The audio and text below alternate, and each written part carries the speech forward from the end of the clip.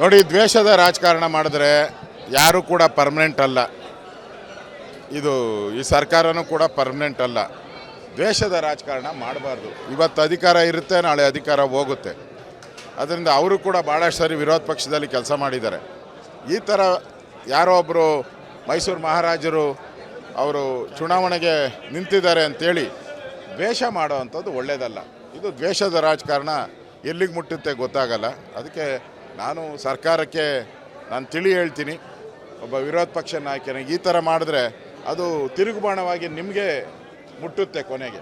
ಅದರಿಂದ ದ್ವೇಷ ಬೇಡ, ರಾಜಕಾರಣ ಮಾಡಿ, ಆದರೆ ದ್ವೇಷ ಮಾಡೋದು ಬೇಡ.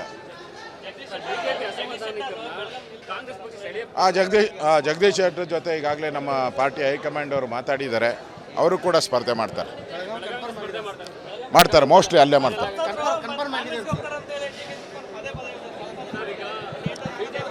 ಅವರಿಗೆ ಅವರ ಮಂತ್ರಿಮಂಡಲದಲ್ಲಿರೋ ಅಲ್ಲ, ಕಾಂಗ್ರೆಸ್ಸಿನ ಮಂತ್ರಿಮಂಡಲದಲ್ಲಿ, ಸಿದ್ದರಾಮಯ್ಯನವರ ಮಂತ್ರಿಮಂಡಲದಲ್ಲಿ ಯಾರ್ಯಾರಿದ್ದಾರೋ ಅವರೆಲ್ಲರನ್ನೂ ಕೇಳಿದ್ದಾರೆ. ನಿಲ್ಲಿ ಅಂತ ದುಬಾಲ್ ಬಿದ್ದಿದ್ದಾರೆ ಒಂದು ತಿಂಗಳಿಂದ. ಯಾರೂ ರೆಡಿ ಇಲ್ಲ. ಅದಕ್ಕೋಸ್ಕರ ನಮ್ಮ ಪಾರ್ಟಿಯವ್ರನ್ನ ಹುಡುಕ್ತಾ ಇದ್ದಾರೆ. ಆ ರೀತಿ ಭಿಕ್ಷೆ ಬೇಡೋ ಸ್ಥಿತಿಗೆ ಕಾಂಗ್ರೆಸ್ ಬಂದಿದೆ ಅಂದರೆ ಲೆಕ್ಕ ಹಾಕ್ಕೊಳ್ಳಿ. ಯಾಕೆ ಅವರ ಮಂತ್ರಿಗಳು ಯಾಕೆ ನಿಲ್ತಾ ಇಲ್ಲ? ಪಾರ್ಟಿ ನಿಷ್ಠೆ ಇದ್ದಿದ್ರೆ ನಿಲ್ಲಬೇಕಾಯ್ತು. ಅವರು ಯಾಕೆ ನಿಲ್ತಾ ಇಲ್ಲ? ಅವ್ರು ನಿಲ್ದಿರೋದಕ್ಕೋಸ್ಕರ ನಮ್ಮ ಪಾರ್ಟಿಯಲ್ಲಿ ಯಾರ್ಯಾರನ್ನ ಸಿಗ್ತಾರೋ ಅಂತ ನೋಡ್ತಾ ಇದ್ದಾರೆ. ಅಂದರೆ ಗತಿಗೆಟ್ಟ ಪಾರ್ಟಿಯಾಗಿ ಇವತ್ತು ಕಾಂಗ್ರೆಸ್ ಇದೆ. ಡಾಕ್ಟರ್ ಮಂಜುನಾಥ್ ಅವರು ನಮ್ಮ ಅಭ್ಯರ್ಥಿಯಾಗಿ ಈಗಾಗಲೇ ಚುನಾವಣಾ ಪ್ರಚಾರವನ್ನು ಶುರು ಮಾಡಿದ್ದಾರೆ. ನನ್ನನ್ನು ಕೂಡ ಮಾಗಡಿ, ರಾಮನಗರ ಎಲ್ಲ ಪ್ರಚಾರ ಶುರು ಮಾಡ್ತಾರೆ.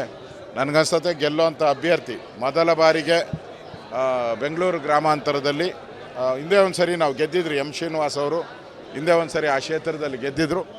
ಈಗ ಮತ್ತೆ ಅಲ್ಲಿ BJPಯ ಬಾವುಟ ಎರಡನೇ ಬಾರಿ, ಇದು ಗೆದ್ದರೆ ಎರಡನೇ ಬಾರಿ ಗೆದ್ದೇ ಗೆಲ್ತೀರಿ. ಆ ವಿಶ್ವಾಸ ನಮಗೂ ಇದೆ. ಒಳ್ಳೆಯ ಹೆಸರಿದೆ ಡಾಕ್ಟ್ರಿಗೆ. ನೋಡಿ, ದ್ವೇಷದ ರಾಜಕಾರಣ ಮಾಡಿದ್ರೆ ಯಾರೂ ಕೂಡ ಪರ್ಮನೆಂಟ್ ಅಲ್ಲ. ಇದು ಈ ಸರ್ಕಾರನೂ ಕೂಡ ಪರ್ಮನೆಂಟ್ ಅಲ್ಲ. ದ್ವೇಷದ ರಾಜಕಾರಣ ಮಾಡಬಾರ್ದು. ಇವತ್ತು ಅಧಿಕಾರ ಇರುತ್ತೆ, ನಾಳೆ ಅಧಿಕಾರ ಹೋಗುತ್ತೆ. ಅದರಿಂದ ಅವರು ಕೂಡ ಭಾಳಷ್ಟು ಸರಿ ವಿರೋಧ ಪಕ್ಷದಲ್ಲಿ ಕೆಲಸ ಮಾಡಿದ್ದಾರೆ.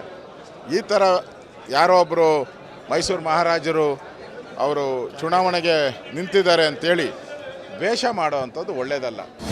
ಅನುಕ್ಷಣದ ಸುದ್ದಿಗಳಿಗಾಗಿ ವಿಸ್ತಾರ ನ್ಯೂಸ್ ಯೂಟ್ಯೂಬ್ ಚಾನೆಲ್ ಸಬ್ಸ್ಕ್ರೈಬ್ ಮಾಡಿ. ಹೊಸ ಸುದ್ದಿಗಳ ನೋಟಿಫಿಕೇಶನ್ಗಾಗಿ ಬೆಲ್ ಐಕಾನ್ ಕ್ಲಿಕ್ ಮಾಡಿ. ಲೇಟೆಸ್ಟ್ ಅಪ್ಡೇಟ್ಸ್ಗಾಗಿ www.vistaranews.com ವೆಬ್ಸೈಟ್ಗೆ ವಿಸಿಟ್ ಮಾಡಿ. ಅಂಗೈಯಲ್ಲೇ ಜಗತ್ತಿನ ಸುದ್ದಿ ತಿಳಿಯಲು ವಿಸ್ತಾರ ನ್ಯೂಸ್ ಕನ್ನಡ ಆಪ್ ಡೌನ್ಲೋಡ್ ಮಾಡಿ.